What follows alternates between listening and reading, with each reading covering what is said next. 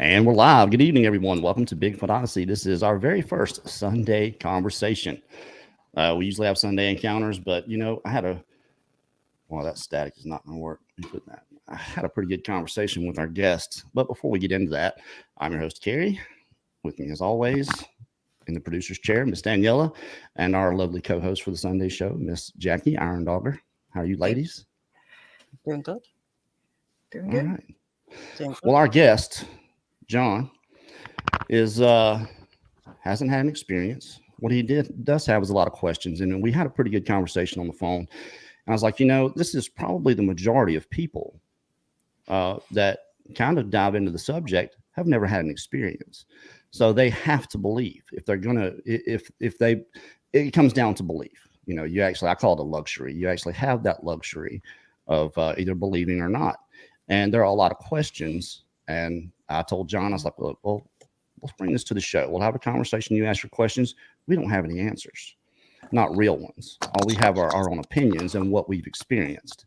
But sometimes you can learn more from the questions asked than the answers given. So I think the questions are what's important here, and that's what we're going to get into. So let's dive in. But first, remind everyone, please keep it kind of sane for us. We appreciate that. Keep it clean. Kids are watching; they can read, so we appreciate you guys in the chat doing that. And check out the link in the description for my Patriot Supply. Get your own emergency food supply. Nowadays, not a bad idea. You can get a 1 month food supply for like $100 and something bucks. It's pretty cheap, but you don't have to use our website. But if you do, it's in the description. It is preparewithbigfoot.com, and we get like 10% whatever you guys purchase off of that. So we appreciate the support. If you want to support us more than anything, leave a comment.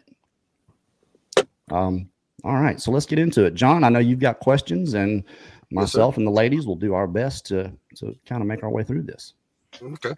So you want me to just go at it? Yes, sir. All right. Well, I'll start off by just saying a tiny bit about me. I mean, I'm a medically retired vet. I spent 6 years in the Army, in the infantry, 11 Bravo. We appreciate your service. I appreciate that. I do it for people like yourselves, all trying to just do what they love to do. And that's literally the only reason I did it. Everything else came as a catalyst of it all. That's it, but I've been there, done that, got the t-shirt, seen a lot of messed up stuff, and, been around the world. And, this stuff is, I don't like the word skeptic. I really don't, because that entails that I don't believe, or I have, inhibitors that don't let me think outside the box, which I do. I think outside the box all the time when it comes to stuff. And I've been listening to you guys, and what did we come up with the term, or you know the term that I don't comment much, but lurker, that's what it was, right? Lurker. Yeah, you're just a lurker. Yep, I'm just a creeper in the dark, hanging out. And I just had questions, and I'm super interested. And like I said, I had a scenario that happened to me in the Adirondacks, because I was stationed at Fort Drum the entire time I was in the military. That's where I deployed from. And so I've been out in the woods majority of my life. That's what I do. I love to be out there by myself with my family and everybody. It's just one of those things I enjoy doing. And we'll get into that later, but it came across to me like, I got to give this guy a call. I have to. Like, you talk so true. You have such a way about you that you're a person that I think that I could talk to, and I could actually get across and actually figure this out, because I sit there. I appreciate everything you guys do. Like, this is huge for me. So I'm sorry if I'm a little bit fast, or if I need to slow down, you can tell me. Just do your thing, man. We're here. And look, right. I don't think skeptic is a bad thing. Okay. There have to be people willing to ask questions and hold people's feet to the fire, because we're human beings. We go unchecked and things can kind of spiral out of control. And I think that's kind of happened to a degree when it comes to certain things. And then that's why you're here. That's my understanding, is because of the mixed up, the chimeric nature of the subject. And you go ahead. Wow. Okay. Yeah, and that's it. You get so many. You can go to 5 or 6 different YouTube channels, or 5 or 6 documentaries, and get 5 or 6 different points of view and 5 or 6 different outcomes. And it's you know, I feel like you guys have the realest way about going about this type of stuff. Like you give the people the platform, and then you let them explain it. You don't try to interject too much. You don't try to, you know, feed them something or try to get them in a direction. You let them explain it. Whether it ends up being a truthful experience or not, I will never know, because I've never had the experience myself, you know. Yeah. But it's just one of those platforms that I was like, wow, these guys really understand what it means to investigate this type of phenomenon, if you will. Well, for whatever that's worth, really what we do is try to allow people the opportunity to decide for themselves. Yeah. And just put out there what we think. You can either latch onto it or not, forge your own path. Those 6 different channels you were talking about, none of them are wrong. None of them are right. I don't think, you know, we just don't know. So, yeah, you know, let's kind of preface all of this with, we just don't really know. We have a lot of, there are some things I could probably answer for you that I think you're going to ask, but it'll be my own personal stuff. And the same with Jackie. Yeah. And we, I mean, I kind of went through the questions I had last night. I don't have this long list. I mean, this is it right here. I wrote it down. Simple, probably six questions. I mean, obviously they're not simple, but six or seven different little things that just kind of were stuck in my mind, and we went through kind of rapid fire last night. So, you know, I'll start off with the basic, simple, everybody has to ask. In my opinion, if I was a true skeptic and didn't believe any of it, and I came into this with, you know, with my arms crossed, you know, I would ask, how are you sure that half the people you talk to aren't hoaxing it? How are you sure that the people that you're around aren't creating the environment in which they proclaim? So that's Jackie, my first question. I'll let you start with that one, Jackie. Well, as with a lot of truths, when you talk with someone, you can see a lot of their expressions, and a lot of micro expressions will come through. And when you have an experience with something that would be perceived as either traumatic or mind-blowing, you know, from either spectrum, it leaves an imprint. And those imprints are very distinguishable, usually when someone is retelling their encounter. There's certain emotions that will be elicited, certain, you know, gestures, things like that will come through, and you will be able generally to tell if it's someone who's genuine or if it's their creative writing project, you know? Okay. Yeah, no, that makes sense. That's stuff I don't, you know, I can't read body language. I mean, I know what I can tell if somebody's BSing me, you know, out of the gate. Obviously, if they're completely, you know, full of it, if you will, you know, but that doesn't pertain to this. So I can't, you know, understand that to be 100%, you know. So I see what you're saying. As somebody who knows from your experiences Right. and the amount of people you guys talk to, I'm sure you guys could read that from a mile away. Well, you probably could tell if someone's yarding you around on just an average daily basis. You know, if they're Yeah. telling you a fishing story that's, you know, really out there, you're gonna go, The fish got okay, this big. yeah. You know, there's details you're gonna go, wait a minute, just wait a minute. You'll pick up on certain things. Okay. Daniela, what do you think? How do we tell people are straight? Well, we will never know ultimately whether these stories are true or not, and that's not on us really to vet people or, you know, How do you vet someone anyway?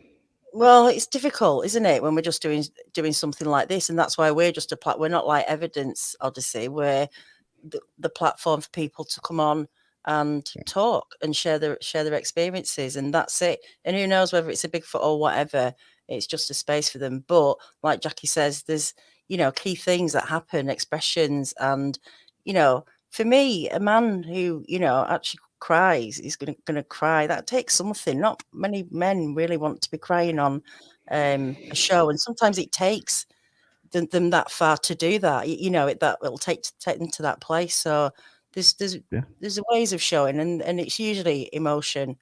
You know, I think that you can hear it in the voice and the way they breathe and all sorts. So There's some confirming things for sure. And I think everyone pretty much thinks that they all have a pretty good BS meter. I mean, I think I've got a decent one, whether I do or not.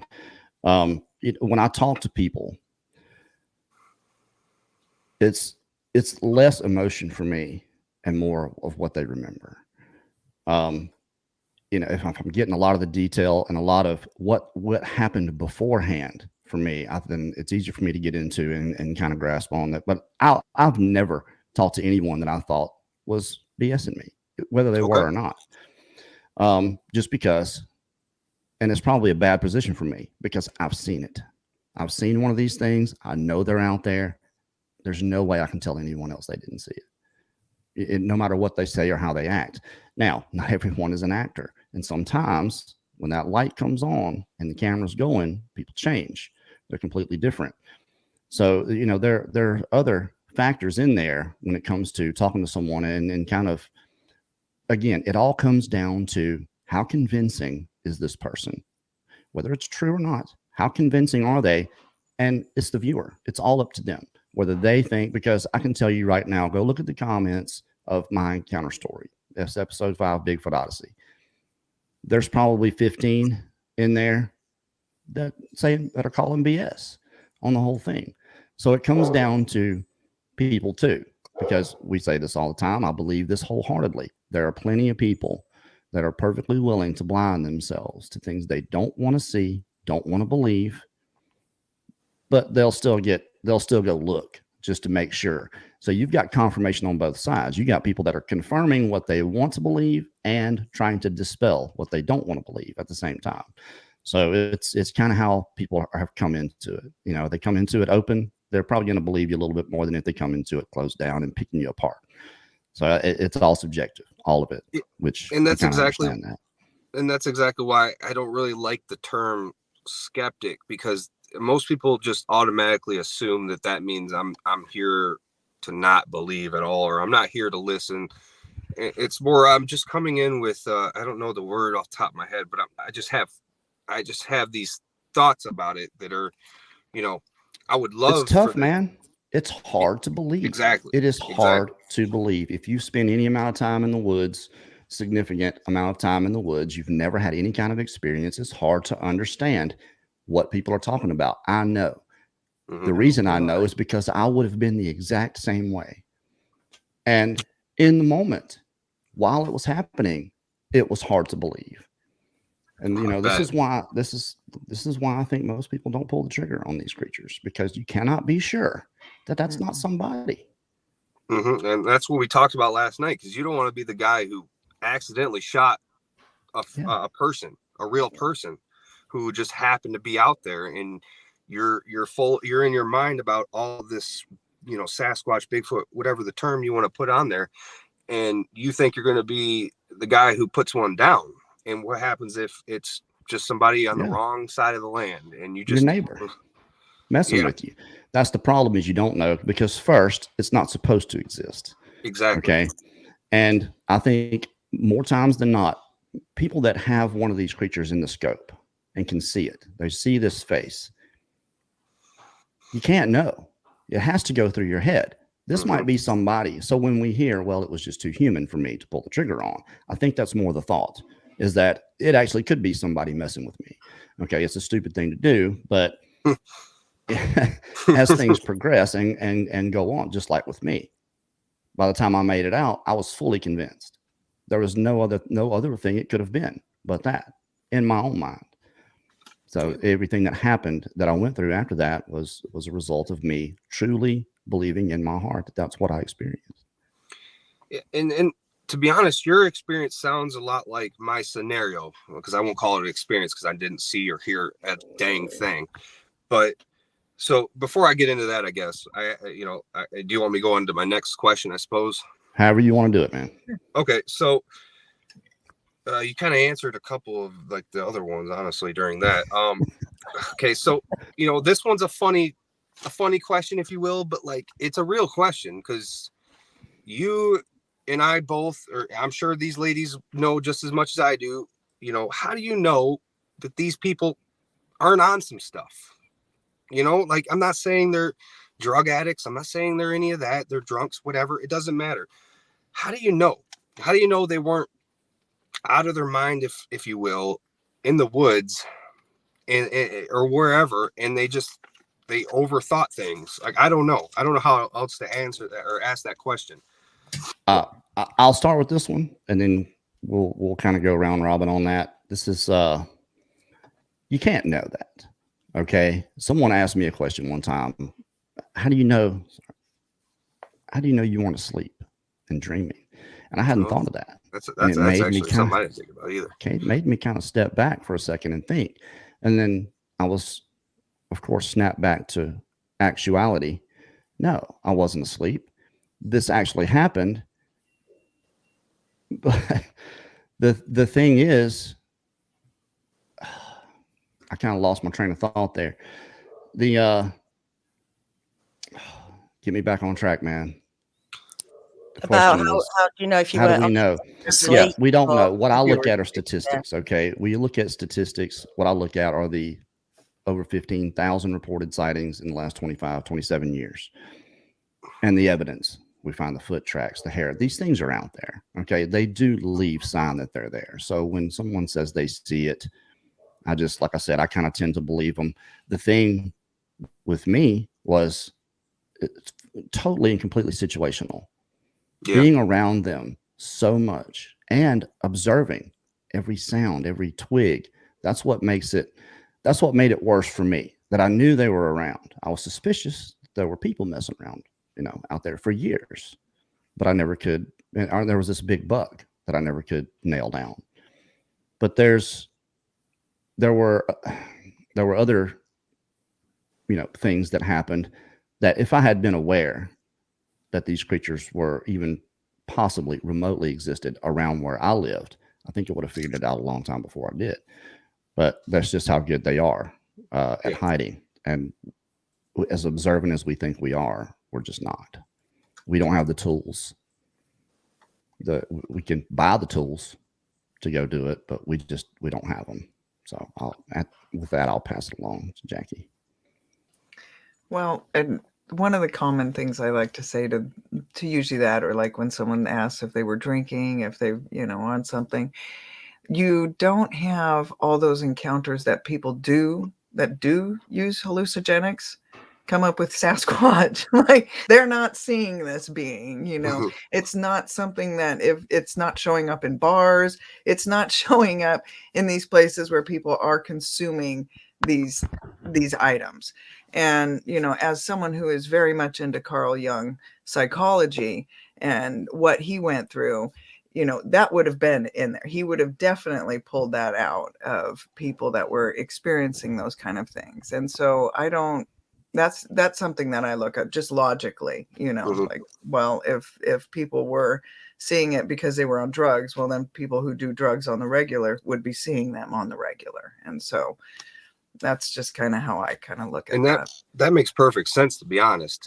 It's kind of like, and I'm not sidetracking, it's just an example. It's kind of like the shady ghost hunters, they happen to always be the ones to capture something.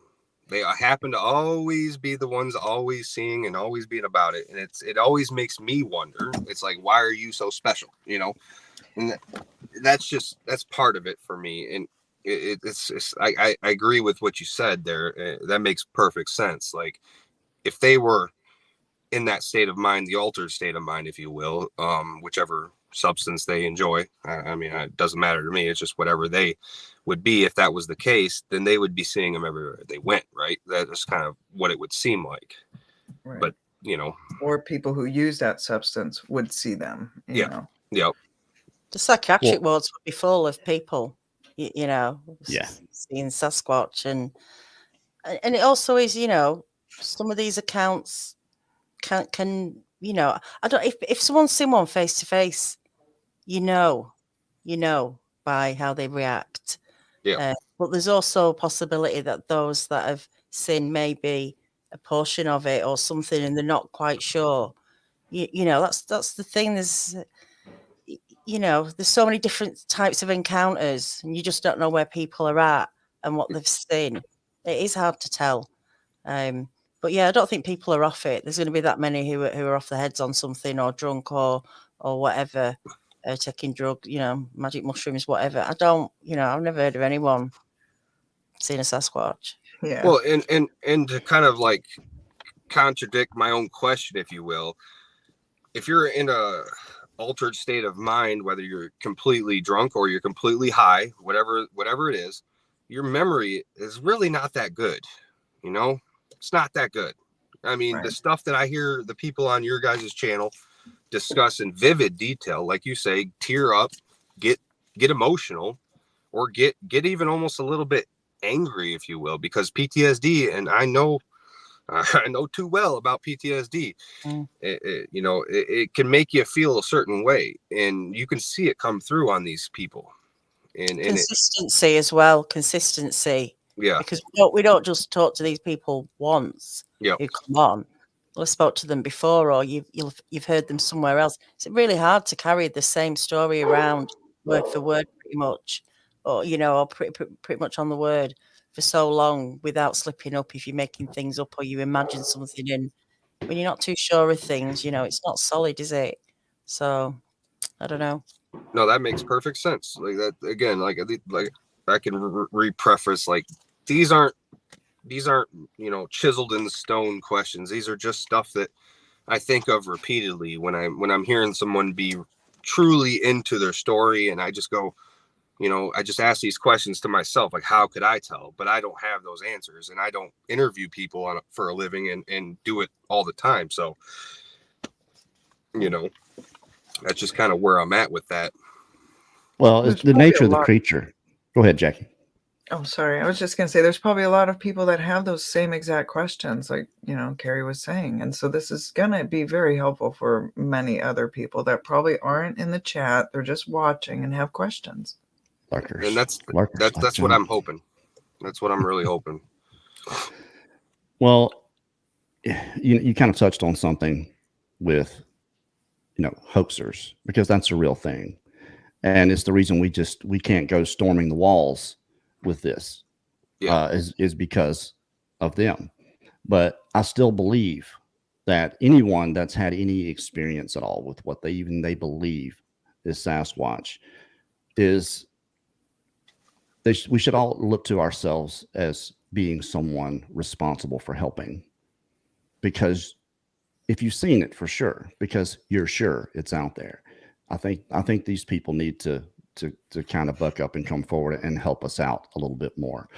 But when it comes to the hoaxes, that's the bad part of this. But the nature of the creature leaves you in question whether those things ever happened or not, whether anybody ever hoaxed anything. Just the nature of this creature is to hide, obviously. It's the only obvious answer to me, that these creatures hide even in the dark. They're hiding not just from us, from everything. We would have much better than what we've got, obviously, because they're there. And that's how we look at this. We look at this from the standpoint that these creatures are there, and what can the answers be then? We don't fall back on, well, they just don't exist. Well, that kind of leads into another question. So I wrote this with Egyptian hieroglyphics, so give me a second.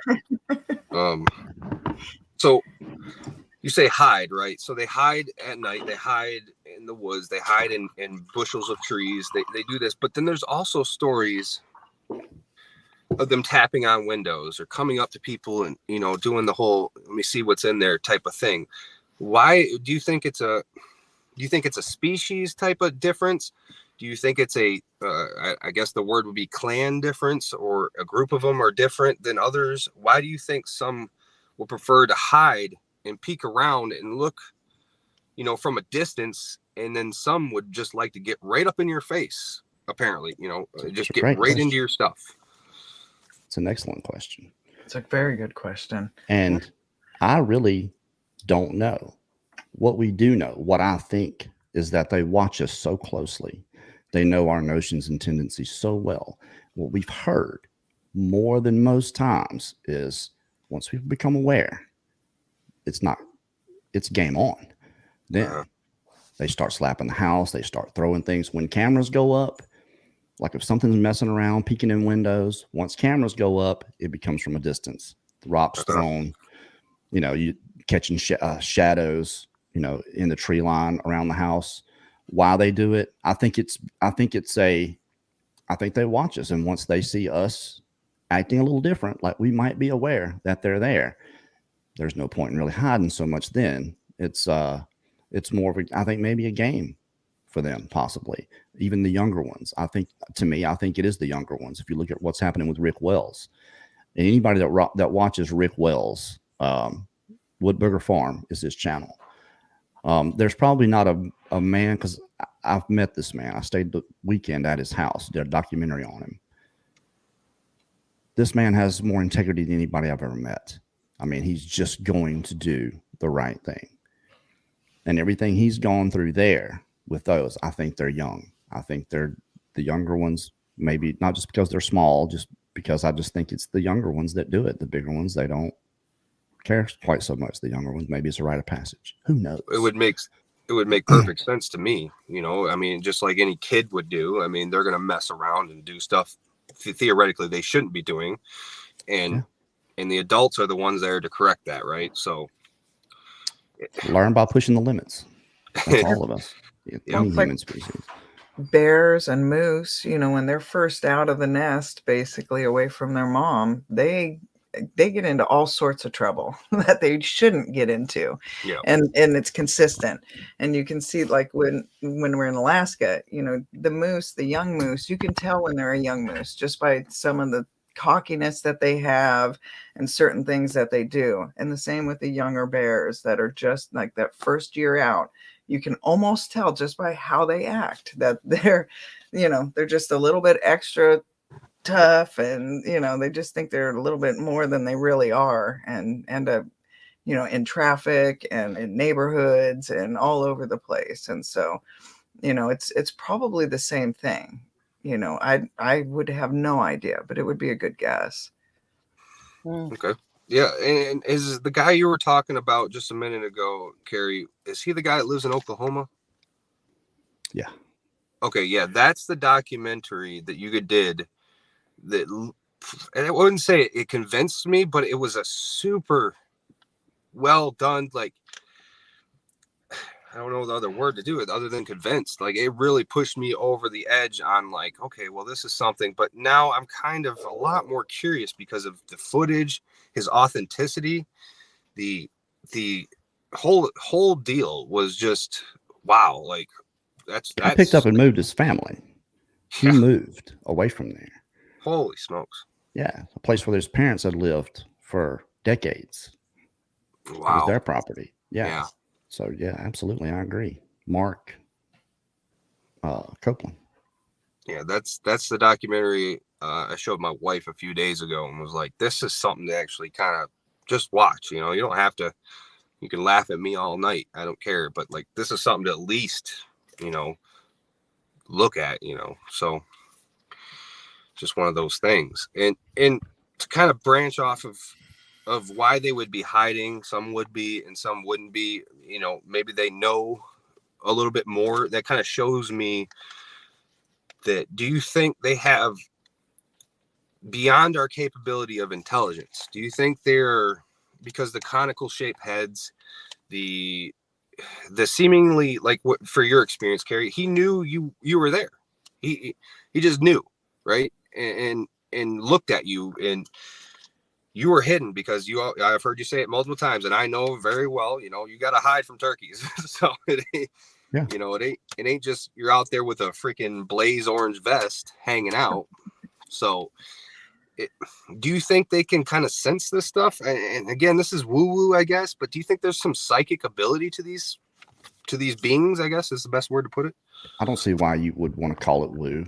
I mean, intuition is a real thing. True. It's, our brain, we gather about 4,000 bits of information a second, and we're only able to process about half of that. So there are other things that are going on that your senses detect that you're not aware of, that I think is the basis for what intuition is. You're detecting something that you're not consciously aware of, but subconsciously something's telling you, hey, you need to, kind of wake up and smell the roses here. Something's about to go down. I think the more time you spend in the woods, the stronger that gets. Do I think they're intelligent? Absolutely. When it comes to knowledge, we've been to the moon. People might dispute that, but I mean, we build machines and, you know, huge rockets and you know, we have knowledge, but the capacity for spatial reasoning, I think, is off the charts with these creatures. Absolutely. I think their capacity is much greater than ours, and the speed at which they process things is much faster. It's the only thing that seems obvious to me, because we just can't study them. We can't get close to them. They've got it all over us in their environment. They've got it all over us in every way. So, and that's the real trouble here. One of the real issues, aside from people putting out hoaxes and then all the experts that, you know, want to be, like I told you, it's the Dances with Wolves syndrome. Yeah. You know, they're Kevin Costner, and now they've infiltrated the tribe, and they know all the secrets. They can't show you anything. Yeah. And if you ever get a chance to sit down and talk to any of these people and ask enough questions, it all circles back to their opinion every time. So all these things are asserted as fact, and that's why I think it's not taken seriously as much as it is. People trying to be this expert that you just cannot be.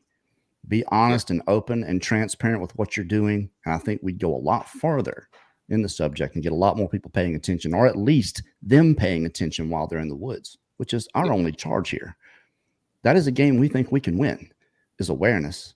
You don't have to believe to consider the possibility while you're out there and experience something strange. You don't have to believe. I think if more people would do that, then they would have their own experience. We wouldn't have to convince them of anything. We would have them in the subject. But that's what this subject needs, is more people paying attention, and rising tide raises all the ships. It'd be good for all of us.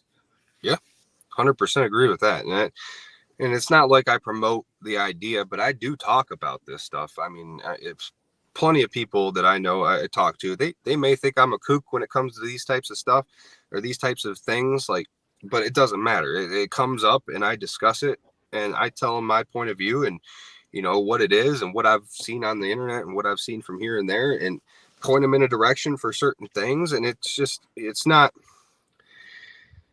I just don't see the harm in it, other than just being afraid of criticism, I guess, you know, and that's really where it boils down to. I'm sure there's consequences for people who are having full-time jobs and all these other stuff, all these other things that I don't have to deal with.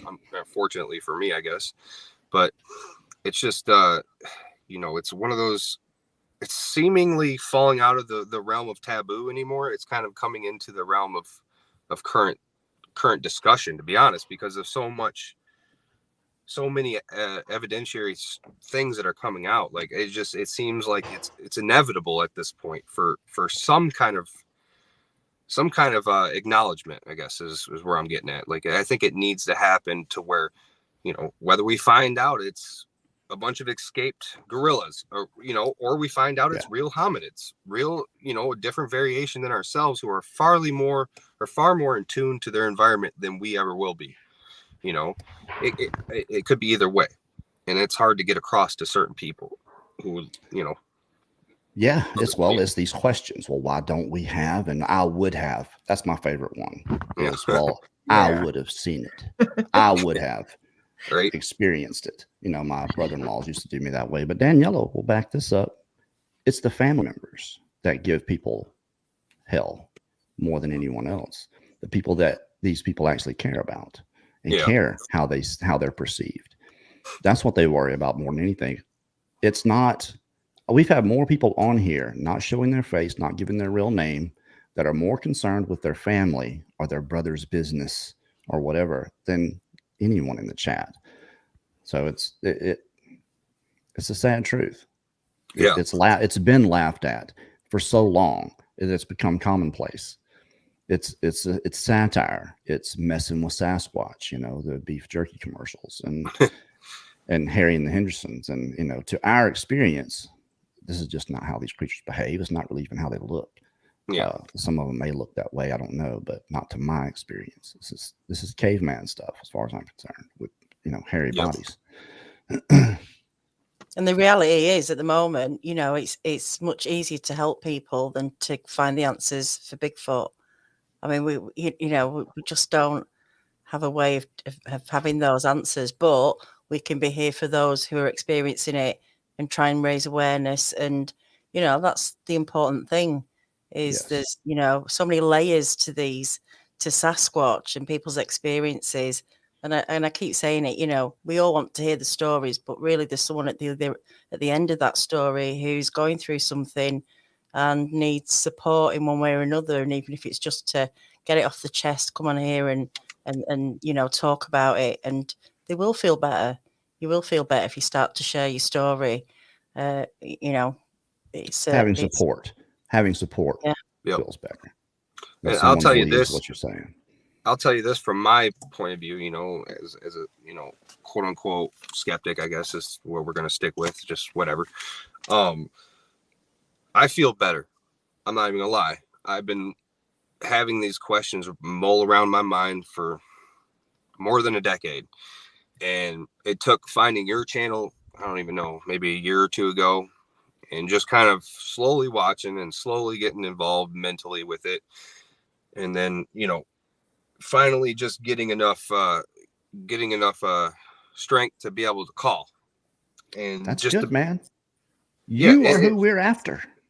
Well, it's more for me just to hear that somebody is truthful on what they say. Too many times I've come through my life with certain things that the people talk a big game, but they don't back it up. And you put your dang number out there, and I was like, I kept telling my wife, and I could even bring her on the camera, and she can even, attest to it, that I'm going to call this guy. I'm going to call Kerry. I'm going to call him. I'm going to call him. Well, why don't you just call him? She would tell me. Well, I don't know. Well, because, blah, blah, blah. Because he won't answer, it's just, he just does that to get it out there, whatever, And I called and I told the ladies before you came on, I was like, I was awestruck that you answered. I was expecting to leave a message, get a phone call maybe in a few days. I don't know. That's just how I think, Answer it when I can. Well, you did. And I was like, it was just like, I wasn't expecting that. And that's hard to come by these days, which honestly tipped the scale for me mentally about the authenticity of this stuff, I can't put my number out there, not be there for people when they call. And a lot of people call. They do, but I try to answer. If I don't answer, I try to call right back. So, and I appreciate that. I do. I appreciate it. You proved it, man. 100%, 110%. And for me to feel that way about somebody I've never met takes a lot, because I have trust issues. I have these kind of problems in my life because of, my past and all the stuff in the military and just, dumb stuff. It doesn't matter. The fact is, like, that's hard to come by. It really is. It truly is hard to come by. Someone who's authentic, compassionate, and wanting to, to get to the bottom of something, Well, I think it's more of because we don't care about Sasquatch. Okay. I think what you're seeing is us caring about the people that run into them. And that's just because we're intimately familiar with what can happen to someone when that happens. For someone listening along, it's just another encounter story. It's a horror movie, scary story of something that maybe it happened, maybe it didn't, but hey, it was a cool story. For us, it's different because we know what's still happening to that person that had this experience. Because now you're talking about something that does not fit into your paradigm. And now you have to force it in somewhere, not just going forward, but everything that's ever happened to you in your life. You kind of got to look back and wonder, could this have been what this was? Whether you want to or not, you can't help it. I couldn't help it. That's because the amount of time I had spent in the woods, which is, for me, the whole reason any of it happened. Yeah. Because I was there all the time, every single day. It was very rare there was a day I was not in those woods and they were around. So I think that had a lot to do with what happened to me specifically. It took 7 years for it to come to a head. And I think, like I told you, if I had been anywhere else, I probably would have recognized something was going on before I did when I saw, because I'm looking 130 feet through the brush. He's down on a grade. I can see the top half. All I saw was his face. there's nothing but, and the only reason this even matters is because of this, that there was nothing but black people that lived around there. You know, it's not a race thing. It's just, and the only reason I even point to that is because the significance of it. Yep. My state of mind at the time when I saw this face, that's the first place I went. It's one of Garway's kids out here.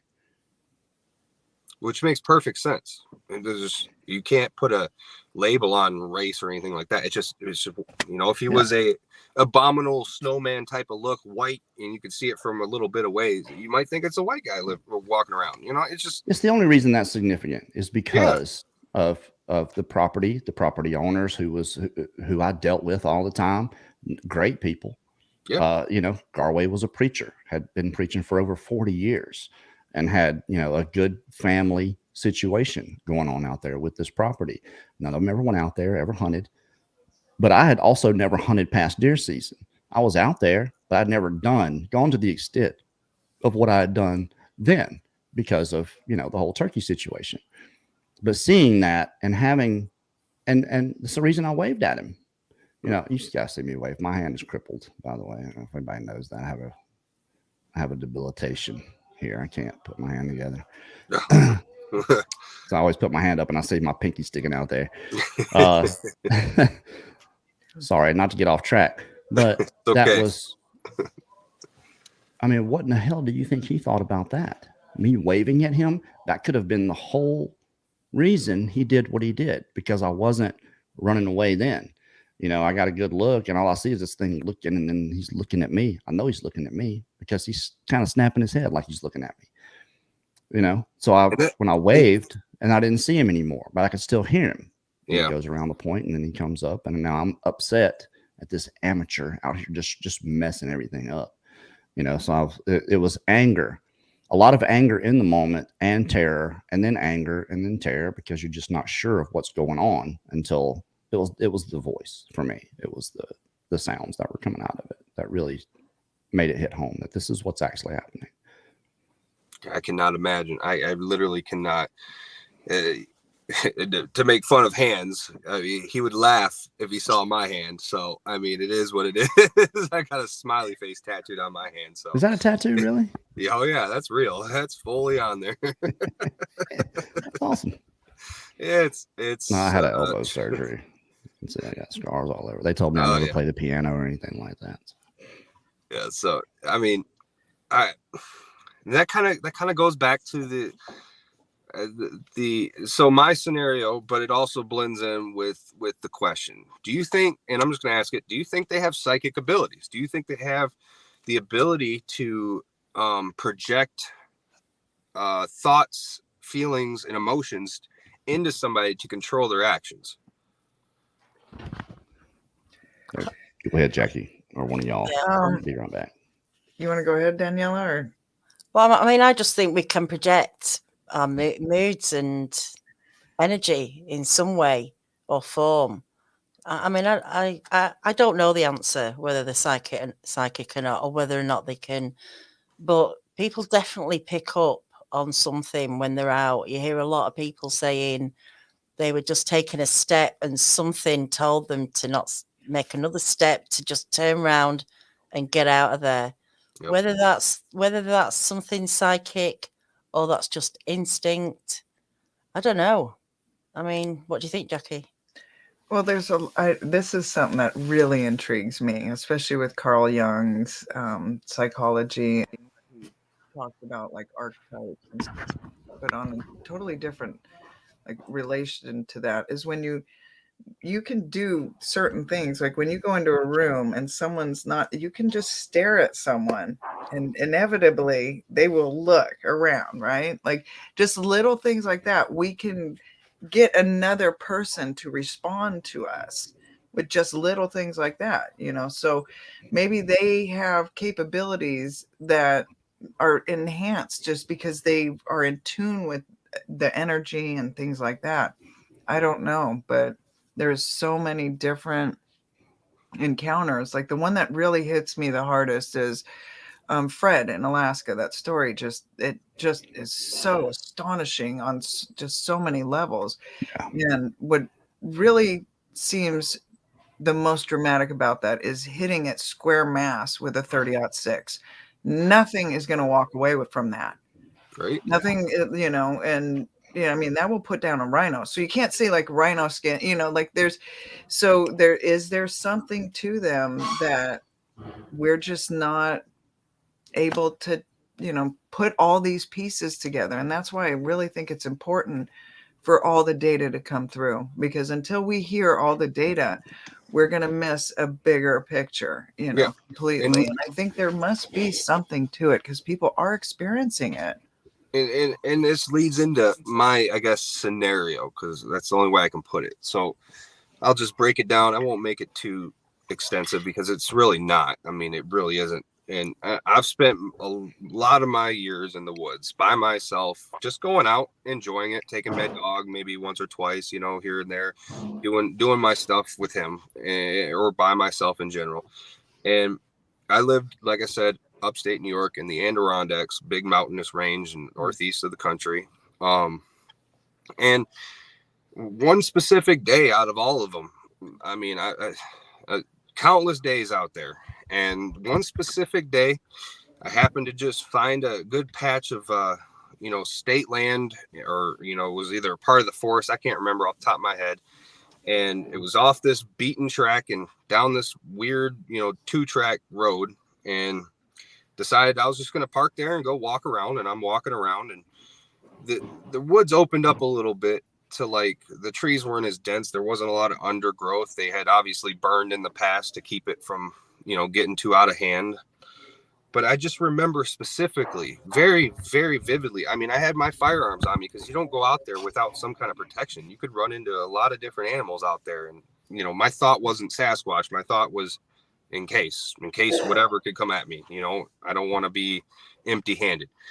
And, I've been there, done that. Overseas 3 times, Iraq twice, Afghanistan once. I've been in situations that were very scary, very horrific, and honestly, I don't sleep well because of it. And so it's not like me to feel the way I ended up feeling. I had this insane, flushed emotion over my body that was, hey, you don't go any further. Don't even try to even think about what's going to happen. Just back out. I had to back out. I couldn't even think about my firearms. I couldn't even think about the pistol or the gun I had on me. I couldn't think about any of that. It was get out of this scenario, get out of this area, and leave. And there was nobody there. There is not a person. And I walked for a couple miles before this point, and it was deep, thick woods. Like it was. And to this day, it really irritates me that I couldn't figure out why I felt the way I did and why I actually just committed to that feeling. Like, it wasn't like, oh, I'm going to investigate. Here's my gun. I'm going to do all this. I'm going to walk around. No, it was the terror, the emotional terror that was there, that was like, just back out. Because I'm telling you, like, if I seen a bear, I would get ready for it. And I would prepare for that scenario if it actually happened. But there was nothing there, and I just felt, just leave, just back out, just get away from where you're at. Don't come any further, don't walk any further, go the way you came, and we'll all be okay here. And it was, I had to walk backwards for far too long before I shook that feeling off and was like, ugh, like, what was that? Like, and I got to my car and I was like, what just happened? Like, it was like a weird, what's the word? It was like something turned off after I got to the car. It was like, boop, gone. And now that feeling is gone. And I felt like I could go back to the woods. It was so weird. Now, I don't know if that's me being a scaredy pants or if that's me being involved in the moment. Because I tell you 100%, I'll swear on anything for it. But I didn't touch alcohol. I didn't touch any drugs. I was in the military at the time. You can't be doing none of that junk, And it was a frightening scenario for me because I was almost uncontrollable, like that. And that's what makes me ask the question about psychic ability or projection or, transference or any of that kind of stuff. Like, because if they are hiding, right? If they're hiding in the woods, they're peeking around corners and they're checking for you. And I can't see them but they can see me. I'm at a disadvantage, and they can project that feeling of, you're at a disadvantage. We got you. You know, we got the jump on you. Now, if you do anything dumb, we're going to be able to handle it. You can't do anything about this. And that's how I felt helpless. And that's really it. I mean, that's as far as I could really take that. John, that could be 100% correct. They could absolutely, because it's all energy, right? That's all anything is, and how receptive you are to it. Yeah, we all project our own energy. We ask for positive thoughts and prayers all the time, whether you believe in God or not. It's a positive affirmation. It's willing the good of another human being. Yeah, it's never a bad thing. It's putting that positive energy out there, and that energy is yours. It belongs to you. It's your signature. I think it's finding its way back. To me, this is how karma works. You put the bad stuff out, it comes back to you in a bad way. You put the good stuff out, so on and so forth. So yeah, it could absolutely 100% be that they're that tuned in, because we're surrounded by electromagnetic energy. The whole planet is. Yeah. You can see the bows from the poles to, yep. and these things move and change. And these creatures are connected to the earth. Apparently, they don't wear shoes. They're in touch with these things. So do they have this ability? There are eels that can produce 50,000 volts of electricity. Why not? You felt it in Nebraska, didn't you? With Absolutely. That's the strangest thing. Linda and I both, and Linda's very notorious for just running off and doing her own thing because she's a country girl. Scares me to death. The first time we went to Florida, I was upset with her because I couldn't see her. Yeah. And she and Melanie were off doing some girl stuff, and I kind of labeled them, Ponce de Leon and Magellan in the moment, just to kind of bring some levity to it, because Mark and I both, we know what's there. Yeah. These things can just snatch you up, and that'd be it. So yeah, I think I think that's possible, that they have this ability to tune in and just know what you're thinking, just by watching you, your body language, your little tick, and just notice it. Maybe that's it. Maybe it's that simple. I don't think it's anything I don't think it's a switch. I don't think they flip this switch and go cloak, or flip a switch and become, I think it's just part of their natural understanding. Like, they understand the world and life and probably have more answers to it than we will ever have. Mm-hmm. And seeing us as this being fumbling around in their environment, because that's what we do by comparison to them. And I obviously I think about that scenario all the time, to be honest. Like, it's been in my mind forever now. I mean, and I always try to compare it to if somebody were to break into my house in the middle of the night, not knowing the layout, but I know that layout. I could do it with my eyes closed. I can clear out an entire house, my house, with my eyes closed. And I would feel like I'm at a severe advantage compared to the person who's trying to break in, right? Maybe that's kind of the way they perceive that scenario. This person doesn't belong here, if you will, or, doesn't understand this place. How do we get them out? Just my presence being here, even though I never heard or saw or smelled or sensed anything, I just had this overwhelming feeling of get out, go somewhere else. You don't belong here. This is not your area, kind of feel, without anything other than the mental thought of it. That's the way I akin it to, or basically tried to balance it out in my mind. That's how I could sense that would work for them.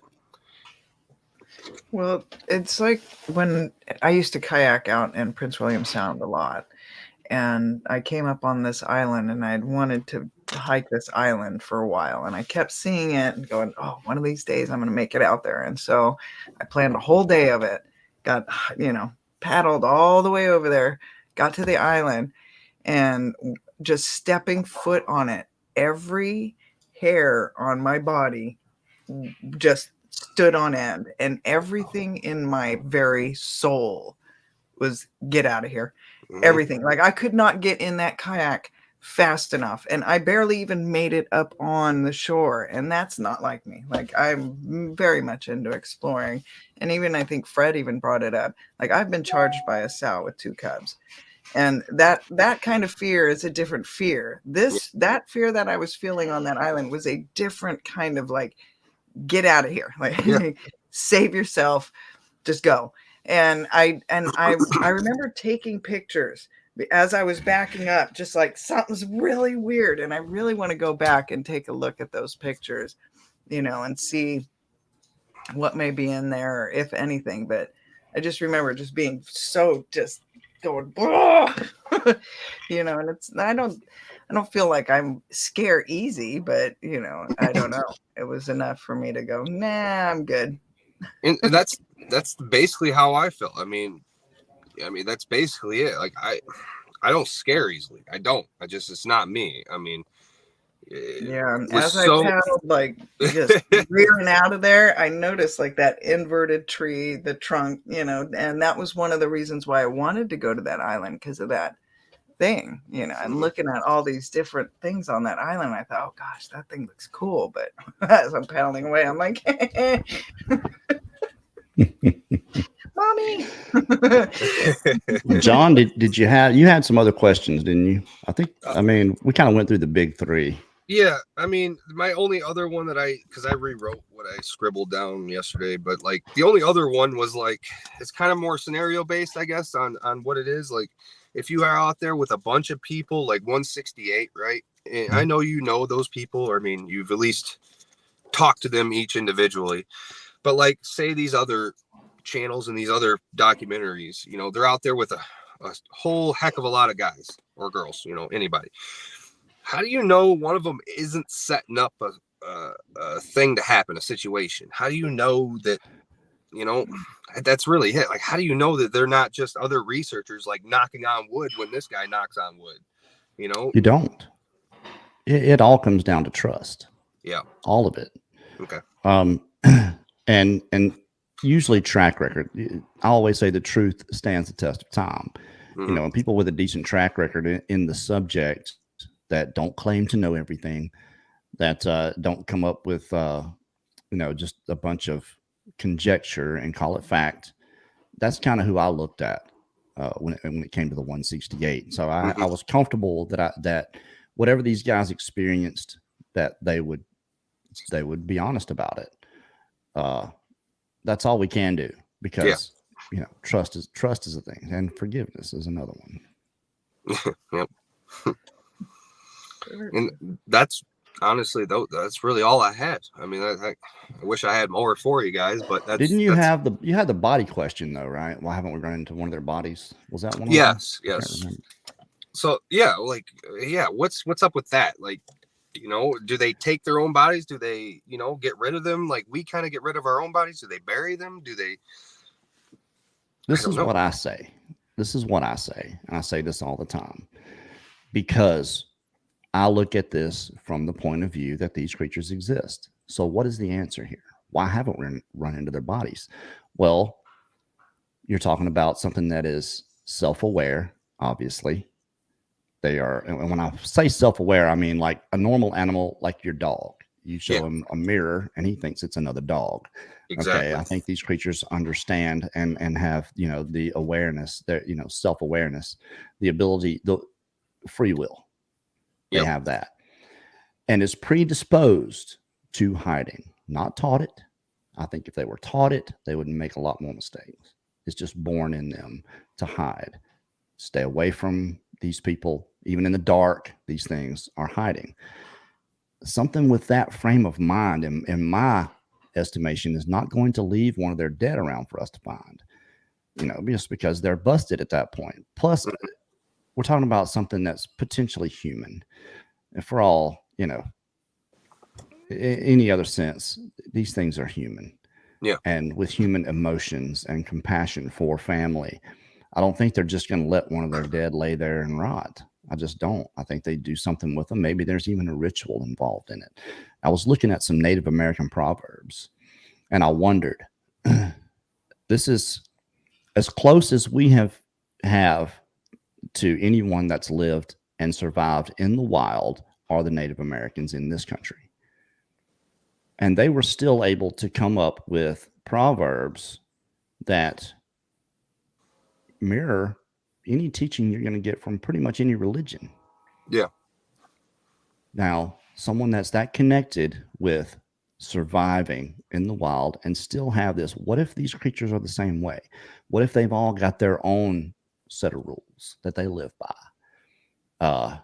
And these are just things that I wonder. Well, why wouldn't they? In my opinion, if all things fall into a category and they are what, you know, maybe I think they are, I don't see it being out of the realm of possibility that they do have a type of lifestyle and a type of thought and a type of, you know, closure, if you will, for death, you know, just like we do, you know.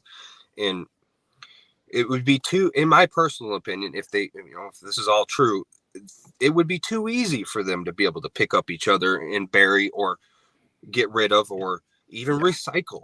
You know, I always thought that. I'm not saying they're cannibals. I'm not saying anything like that. I'm saying that maybe they recycle. They use the bones. They use whatever that, you know, just like the natives do. Everything is usable. Something happens here. And look, Yeah. I think there are plenty of people that have experiences and see these creatures. They know what they've seen. They know what they've experienced, but people make mistakes too. You know, as a society, we need to have the compassion to say people make mistakes. Is there a person here that's never made a mistake? And if they have, when you acknowledge the mistake, did you hope that there would be someone there to forgive you? Of course you did. And that's kind of what we have to do here too. As skeptics, look at these people as, you know, are they mistaken? Possibly.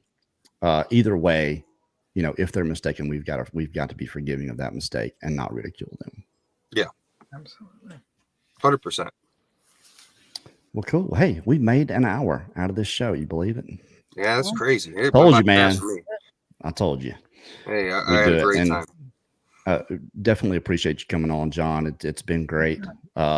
You're welcome back anytime. Hey, We do shows give me here. a holler. I got your number in there. Just let me know. I mean, You call me. all right. You got something, you call me. All right. I get a few calls here and there. But Daniela, great show as always. Jackie, awesome to see you. Yeah, good to see John, you. again, thanks again for everything. Make sure you guys check out Daniela. What you got? Tonight on Hidden Existence, I've got anybody who's been following the Epstein Maxwell saga. I've got a true crime writer on, William Steele. He's not just writing about other stories, he's writing about his own story and his interactions with Epstein and Maxwell and the relationship that he had with her on Palm Beach. So it's going to be very interesting because he saw a lot of things there. And yeah, I can't wait to get into it all. So yeah, that's going to be in 15 minutes on Hidden Existence. Awesome. You guys, if you haven't already subscribed to Hidden Existence, go do that now and make sure you're there in 15 minutes to watch that show. All right. Great to see everybody. We'll see you guys back here Wednesday. We're going to have another great show for you guys. I promise you. It's in the books. We'll see you then. And drawing Bigfoot on Tuesday. Oh, drawing Bigfoot. See, Yeah. I'm not involved in that. It's So fine. It's fine. It's gonna be Tuesday, busy. 7:00 p.m. Central, drawing Bigfoot. Wednesday is going to be another Encounters. it's gonna be an encounter. Yeah. All right. Good night, everyone. Thank you guys so See much. you guys then. Bye. Yeah.